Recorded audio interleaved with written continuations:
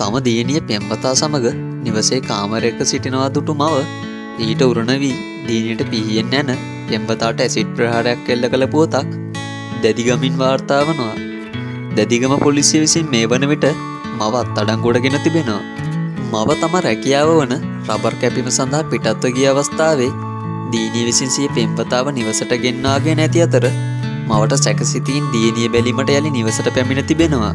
එහිදී පෙම්වතා සමග දියණිය එකම කාමරයේ සිටිනවා දුටු මව අත තිබූ පිහියෙන් දියණියට කොටා ඇති අතර එම අවස්ථාවේ දියණිය කාමරයෙන් පලා ගොස් තිබෙනවා.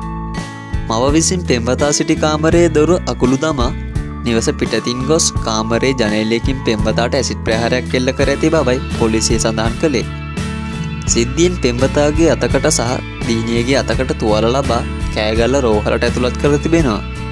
මෙම දියණිය මීට ඉහතදී අදාළ පෙම්වතාගෙන් දූෂණයට ලක්ව වසරක පරිවාස කාලයකින් අනතුරුව නිවසට පැමිණ ඇත බවයි වාර්තා වන්නේ. දිනපතා මෙවැනි වීඩියෝස් නැරඹීමට අපිව සබ්ස්ක්‍රයිබ් කරන්නත් අමතක කරන්න එපා.